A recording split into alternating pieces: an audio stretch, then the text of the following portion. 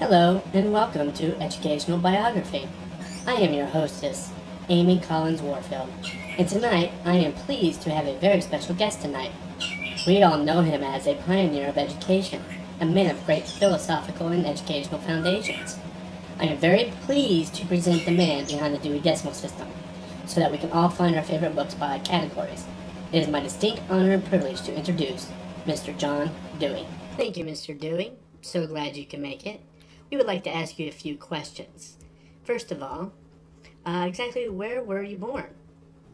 Oh, I was born in Burlington, Vermont, back in October 20th, 1859. And could you tell us where you studied and what your degree was in? Oh, I attended the University of Vermont, and my graduate studies at Johns Hopkins and philosophy back in 1884. And which university is associated with completing your most noted works in philosophy and education? That would be Columbia. And what schools did you and your wife establish at the University of Chicago? That would be lab and experimental schools. And what educational movement were you a leader of? That would be progressive education.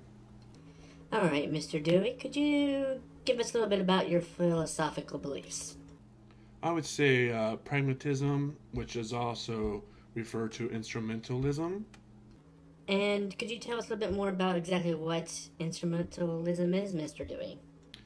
It's the belief that the truth is an instrument that is used by human beings to solve their problems. And which philosophy field do you think you made the most significant contribution? That would be the philosophy and education. And you had three main concentrations in the philosophical view of education.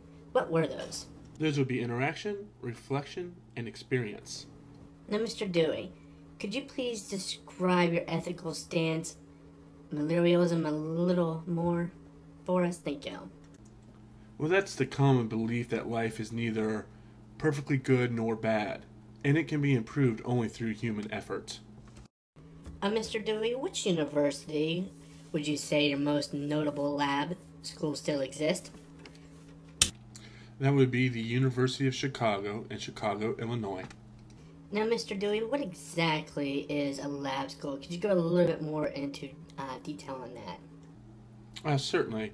Lab schools, those are schools that assist students in applying knowledge they've gained to real-life experiences and why it matters. And what university did you start in your educational team? That would be University of Michigan.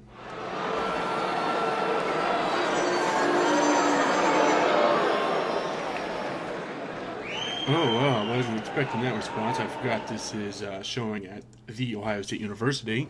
And speaking of the Ohio State University, which building was formerly used as a lab school in your name? Oh, that would be over at Ramsayer. And lastly, Mr. Dewey, could you please describe the three principles that guided and operated your lab schools? Oh, certainly. The first was to help students grow in their community.